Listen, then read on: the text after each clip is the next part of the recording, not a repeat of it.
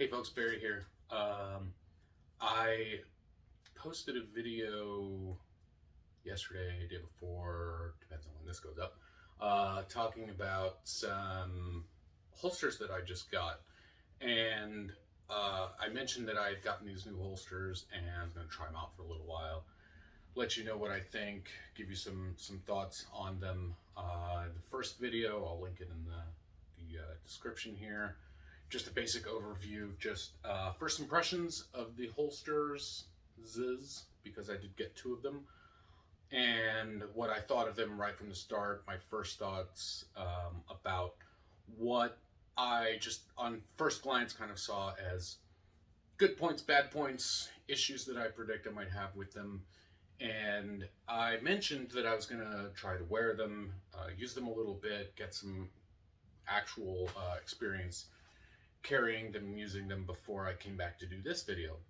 Now, the thing is, I actually made that video like a month ago and threw it up here on the YouTube and forgot to unclick that unlisted button. So it's kind of an older video, and for some reason I just didn't think to make it live for you guys to see it until yesterday, or day before, whatever, till very recently.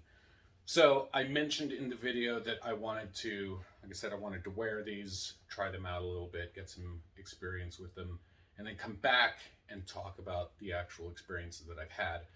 And so that's what I'm doing. I've primarily been using one of them. I have used the other one in very limited situations, just because, I don't know, it doesn't fit. Actually, neither of them really fit any particular need that I have, but that's beside the point. So anyway, these are from Warcat Tactical, which some of you know. So this is the fancy little bag that it comes in, Warcat Tactical. This came from the Tactical Company Naming Machine 5000 computer. You just put War and Tactical in your name and you become one of the cool guys, I guess, whatever. Warcat Tactical is in the same company family as Alien Gear holsters.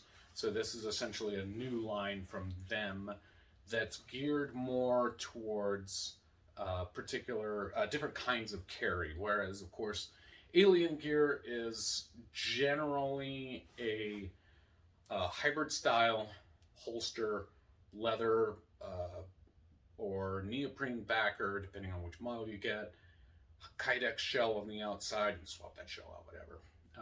And typically designed to be carried on your back, 4 o'clock, 5, whatever. They also do make an appendix carry holster that I reviewed, talked about previously in a different video a few years ago, that is, to this day, my most disliked video on YouTube. It has the most thumbs down of any video that I've ever made. And given the experiences that I've had with Alien Gear, I take that as a sign that I'm doing something right. So, all of that aside, Warcat Tactical is their new product line. They have a couple of different offerings depending on exactly what gun you've got, what kind of setup you have, and how you want to carry. This came about to me because I'm just subscribed to their emails, I guess. Alien Gear's emails, I think. And of course they share all that information because everybody shares your data. That's what happens. And so I got the email that was announcing Warcat Tactical, brand new, introductory low price. And from first glance, I thought, gosh, these just don't look that special. Just another holster company doing nothing new. I think about holster companies like We the People and Vetter, companies that are making holsters, just mass producing them for a fairly low information user, or a user who maybe doesn't carry every day, or is just in a position where they're limited maybe on funds. And so the introductory deal on these Warcat Tacticals was very patriotic, I'll give them that. The holster was $17.76. So, all right, I figured, what the heck, you know, that undercuts the eBay garbage holsters by, I don't know, 10, 15, 20 bucks. So if you're gonna get cheap, I guess go full bore cheap, right? So I just figured, well, it's not a lot to invest. I don't have any real expectations, any high hopes for it, but I went ahead and clicked on that box, and then boom, I got a special offer to get a second one for 10 bucks off. So I ended up getting 2 holsters plus with the shipping for right around 30 bucks. For me, that's usually a bad sign. I understand that, you know, modern manufacturing techniques and materials make this stuff less expensive to produce. I get it. But at some point, you just have to start thinking about where corners are being cut, or what steps they're leaving out, how cheaply they're getting their materials, why are they getting them that cheap, and what's the deal. So whatever, ordered them up, they came in, got 2 of them. Again, I did the video talking about first impressions, fit, finish, feel, that kind of stuff previously, down in the descriptions link. So you can go and watch that. I'm not going to spend a whole lot of time talking about how these holsters are. I'm going to kind of just get right into the actual use of them. So actually, I'll start with this one. This is the outside the waistband model. Again, there's nothing fancy to it. I did make sure to get the RDS compatible models here that have this giant hood on them to go with my Glock 19. And just for safety's sake, this is empty and clear. And this is the gun that I've been carrying to try this stuff out, specifically because this is one that I typically don't carry a weapon light on. It's my kind of ultimate concealed gun. It's the small little gun that I have that I carry around when I just want something a little bit lighter. So because Alien Gear and Warcat Tactical still don't make these compatible with weapon mounted lights, I needed something without a light on it. So they also don't make one for my PO7, otherwise I probably would have tried that just for the heck of it. But Alien Gear also doesn't make, for the most part, I don't think they make holsters that are red dot sight compatible. And so typically what you see in an RDS compatible holster is just, you know, this has just got a big cutout here, an extra space for the red dot to sit down in. Warcat Tactical, of course, decided to go completely in the opposite direction and mold this giant hood into it. The hood does its job in the sense that it covers up the RDS, protects it. You know, nothing's gonna bang up against it. It's still open on the back there, so dust can still get in or whatever. I did mention in the first video about the foam wedge here that came with it. I appreciate that they thought to include that. I know it's an optional accessory with a lot of different holsters. I have one on my Darkstar gear, I have one on my Filster floodlights, etc. For me, I like the pad. I do, like I said, I appreciate that they included it. I think the execution leaves much to be desired.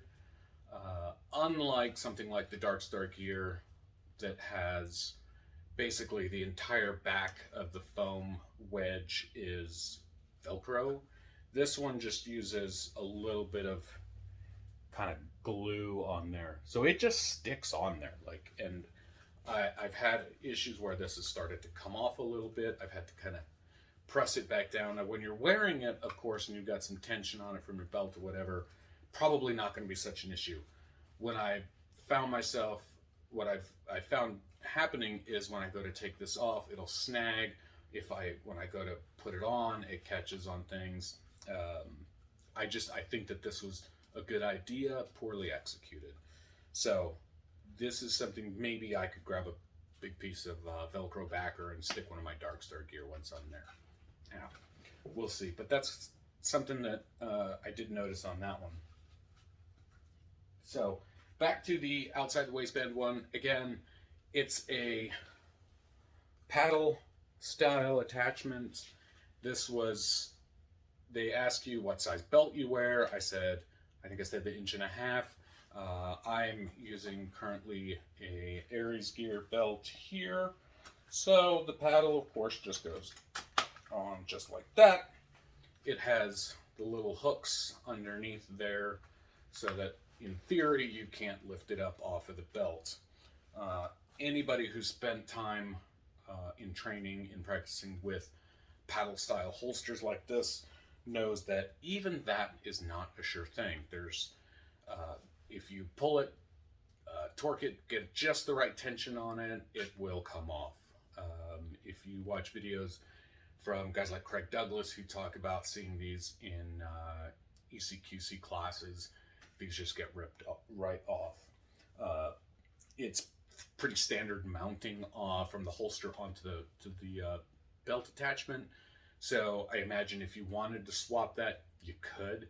I don't think it's compatible with the Safariland mounts or RTI, anything like that.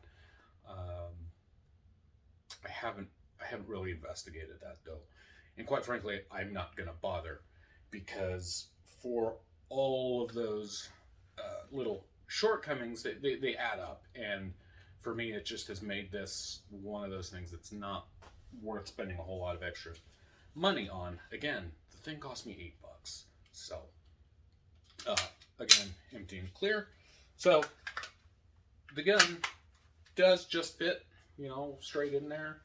If you are in the need of a very simple outside the waistband holster with it doesn't have no buttons or anything like that, something like a Serpa or whatever. If you want something for just kind of carrying around simply, this is not exactly low profile. It sits out a little ways, not quite as far as some of my others. My Ramtac holster, of course, sits out further. It's designed to. And so for me, this is something that I might see carrying if I'm, out. I don't know. I can't think of a situation where I'd carry this. If I find myself in a situation where I'm openly carrying, no cover garment, no concealment, nothing like this, because this doesn't conceal well. It's not really gonna work for that. I guess if you wanted to shift it around, you maybe could do that, find a good spot for it, but I don't think that that's its intended purpose. So I don't expect it to do that. I'm not gonna knock it for being less concealable. I'm not really sure what else to say other than what I can compare it to are inexpensive holsters that you would find at any big box store. I've used cheap Blackhawk holsters. I've used Phobos holsters. I've used all kinds of just junk, things that I purchased because, oh gosh, I've got a class coming up this weekend and I have to have a particular style of holster, kind of holster for a particular gun. And golly, what do you know? Academy Sports has one and it's $25. So that's what I'm going to compare this to. A lot of those just very inexpensive ones. So like I said, if you're in the market for something very cheap, not super good, let's see if I can get this back off right after I get done talking about it being easy to take off, of course. There it goes. Just gotta, oops. Partly I'm blaming this on my belt because it is stiff it has essentially no flex to it, and so I can't, get a little bit of movement behind there. The other holster that I got from them, of course, is the inside the waistband holster, designed, I guess, ideally for appendix carry, which again is something that Alien Gear has very limited offerings for. It's just not really their market. It's not what they go for. I think a lot of their customers are folks who may be uncomfortable carrying an appendix, who don't feel like it's something that they want to do, and that kind of stuff. Of course, I think is primarily just training issues. People who need to actually get into a class or get with someone who can actually show them how to do it properly and safely, because for me, appendix is the way. So the first thing that I did notice, and I think I mentioned it in the previous video, is that the clip that comes with this holster is, we talked a lot about foamy clips and just rinky-dink little plastic clips that don't offer a lot of strength in holding the holster in place, that wear out over time, that put, you get cracks in them.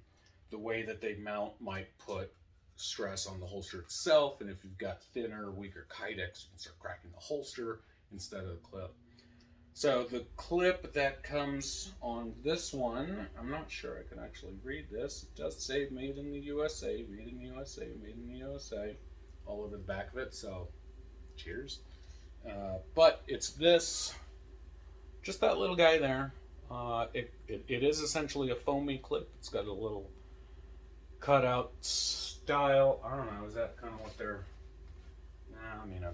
I thought maybe like they put their logo in there or something, but the logo is on there very small. Ooh, look at that sunlight. But the biggest problem that I noticed right away from this thing was that this clip has an awful lot of flexibility to it. I don't know if you can actually see how much that's bending. Goes out, inwards, as well as out. So when this was on the holster, I was able to basically bend my body enough to get that to pop loose from my belt. I also noticed that the way that I typically carry right about 12 o'clock. For me, it's just the easiest to have the gun right there at the center line. Is that with this one, if I carry it there between the sides of the belt plus button on the pants right behind it, this was not going far enough back, and so as I wore it, I could see the bottom of this clip sticking out. As I came to realize later, that was the least of my worries when it comes to pieces of it sticking out. So I decided to swap that out. And here's where the really big surprise came in. This is actually, the holes on this are actually in the right place to be compatible with this Discrete Carry Concepts monoblock clip. So it's a little wonky there, so you can see that one of these clips rides a little higher than the other because of the way it's designed. But I was able to put that on there, so I figured, well, that's quite a big step up. In this particular case, I did not use any of the washers or the spacers on the clip itself, so it is right up against the holster. You can probably put one of those in there if you want to move it out just a tad. On the bottom side here, you can see there's this little ridge there, so if you're, depending on what belt you're using or how you're wearing it, that may get in the way of your belt, and so you may need to adjust that. There's also a little bit of ride height adjustment, so I can actually move this up about ½ inch if I wanted to. And in a situation like that, the little claw for this is actually still going to be is tall enough that with the belt down here, it fits. If you move it up just a tad, it's still going to catch just the top of that. So, again, this is the one that I've been wearing. I'm not going to say all the time. I don't wear it all the time. Because like I said, this just isn't a gun that I carry a whole lot. And so, but I made a concerted effort to do this. And what I'm going to do right now is I'm going to put this on. I'm going to throw the gun in it. I'm going to give you some looks at what to expect. Okay, so I've got it on. Probably the first thing that you notice when you put this on using that foam wedge is that the wedge itself is not super comfortable. Whereas something like I've mentioned, the Darkster Gear wedge, the teardrop wedge, it's a fairly solid foam wedge, whereas this one is a lot more just kind of padding wrapped in fabric. I know that in the previous video I did mention concerns about sweat getting in there, soaking up, which is kind of gross. Fortunately, around here, it's getting up on winter time, so it's not super warm outside. I haven't had experienced that issue just yet. I do live in the desert though, so I imagine that if I keep wearing this into springtime, God forbid into summer, I think it's going to be a disgusting sweaty mess. But maybe I'll change it. So anyway, I am wearing it now. And beyond the wedge, the first thing that I noticed is that because it has this large hood here for the red dot sight, from my angle, and I'll get a little insert video of this, the hood itself, I don't know if you can even see it from that side. Yeah, so you can see it right here. The hood itself sticks way the heck out. So like I mentioned, the clip, the stick being able, visibly protruding while wearing it. But I switched to the monoblock, I figured that'll do it. And then I discover that, well, the red dot hood here is exponentially worse in that regard. From the perspective of the grip of the gun, not too bad. It does have that little claw that helps to tuck it a little bit. This is not a large gun, so that hasn't been as big of an issue as I expected it to be. I'm wearing a shirt that I normally would wear. It's not overly large. It's not super, slim fitting athletic fit, because I'm not athletic and that would look ridiculous. This is a shirt that I can typically conceal just about anything in. I usually do carry my Grey Ghost precision pistol with the red dot and the light and whatever, it conceals fine. In this case, of course, I've got this huge piece of plastic sticking out, so you can see from right up there, you can see how much that sticks out. So when your shirt is covering or whatever, it's adding an extra probably half, 3/4 inch protrusion from the front there. If your goal is to be keeping the gun concealed and not having people notice it, this might be an issue. So keep that in mind. It's nice, again, that they have a red dot sight compatible holster. I think that the hood is a big miss. I think you could have just deleted that whole thing. Don't need to include it, and you would have been a lot better off. That really is my one major gripe with this particular holster, is you just don't need it, okay? If the concern is that the red dot sight might get damaged, the glass might get scratched, you might bang it on something, you just want to protect it, So, I carry it. It's practically at my belt line. If you're worried about a belt scratching it, I think that that's an issue you need to consider before you buy a red dot sight. Different sights, different styles have different known levels of durability, of ruggedness, etc. Different styles, different designs, whether it's open emitter or closed. In this case, this is a Trijicon RMR, and this is, again, still safe and clear.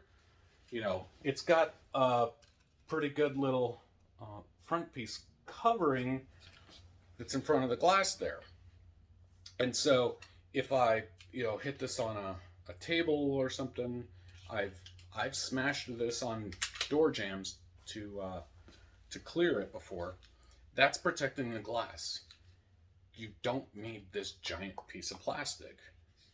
For the most part, any respectable red dot that you're going to put on your gun, whether it's RMR or SRO, one of the Holosuns, anything like that, they're pretty tough. You don't need to baby them by building these big shields to go around them. And so, again, I just don't get it. It adds so much to the holster. It just completely unnecessary. So, that being said, the holster itself, how it holds onto the gun, the retention is fine, beside the fact that the foam wedge is a little squishy and I can feel it quite a bit of pressure most of the day. It's not horrible. I think, again, that there are a couple of little things that you could do. If you wanted to invest in this, swap out that pad, get the monoblock clip for it. I think that those are big improvements to be made. Of course, as you start doing that, you're investing more than what you paid for the holster anyway. So if you're looking to spend $18 for a holster, whatever. If you think you're going to get an $18 holster and then spend $30 getting it up to speed, there are a lot of $50, $60, $70 holsters that are just so much better than this. Just much better options right out of the box. Things that you're not going to have to spend a lot of extra time or money getting to where you want to be. But on this one, again, switching to the monoblock, you can see it there. It holds on to the belt just fine. I do like that is much more slimmer, much slimmer profile as compared to their big foamy clip. It holds the gun in place. The holster itself doesn't move around a whole lot during draw stroke or anything like that. The mouth of it is wide enough that it's not going to collapse or anything, since it's a single folded over piece with the retention on the inside. It's not going to collapse in on it the way something like the Alien gears do with that. The soft backer, one of the problems that you end up having is you've got this hard Kydex shell and this soft backer, and as you wear it up against your body, the backer can flex, of course. And so if your gun fits in here, trying to squeeze it into here is difficult. And so, not that I'm encouraging you to be in a hurry to holster. Take your time. Be slow, be deliberate, be safe. Be deliberate, be safe. But this is nice that it keeps itself nice and open, and so I feel that I can holster quite safely. From a drawing perspective, again, I can get to it. The holster itself, a little tall, but it's not outside the realm of a size or anything like that I would normally just dismiss out of hand. So, all things considered, I will never buy one again. But I don't regret buying these. I think that they were educational for me, if nothing else. Considering the just ocean of holster makers in the world these days, whether it's small local guys spending Kydex in the garage or bigger companies like Alien Gear, Vetter, We the People, etc., who are churning out mass-produced holsters that just don't do anything particularly good. I think at the price point they're offering and some of the features that they're offering, Warcat is probably going to sell these by the truckload. Again, something like the outside the waistband one, if you need a cheap, simple holster for really basic stuff, if you're just going out, to the range to do some plinking for yourself, you don't want to put your gun down every time. I don't know. That one's probably fine. It's going to work. I was expecting this to be a lot more negative than it turned out to be, I guess. This is not a holster that I'm going to recommend really for anybody for the most part, especially if you're going to do, appendix carry inside the waistband, because I just think that those small things like the wedge, like the hood, the claw on it is very strange, strangely positioned, as I discussed in the other video. The way that it sits right on top of the holster as opposed to being out a little ways to add more leverage. So those things would make me go to another option. But if you're looking for just a very inexpensive something to, like I said, have at the range, if you're new to appendix carry, maybe, and you don't want to spend $120 on the Fulster Floodlight, which to me is still the best available on the market right now, maybe this is something that you want to try, because again, it's checks the right boxes for safety, covers the trigger guard, you can't get to the the muzzle's covered, etc. So I don't think that it's unsafe by any means. So if you are new to appendix and you just kind of want to try it out, something to wear around for a little bit, yeah, maybe try it out. But for me, I think these are going to go in the the basket of stuff that I've played with, and after close consideration have found that they don't really fit any particular need that I have. So that's Warcat Tactical. If you are interested, I guess go check out their website. I think they're probably still running that offer. And get one if you want to. I guess I wouldn't try to talk you out of it. I'd try to talk you into something better, though. Anyway, thanks for watching. If you have any questions, comments, concerns, hate mail, meatball sub recipes, drop them in the comments. Peace.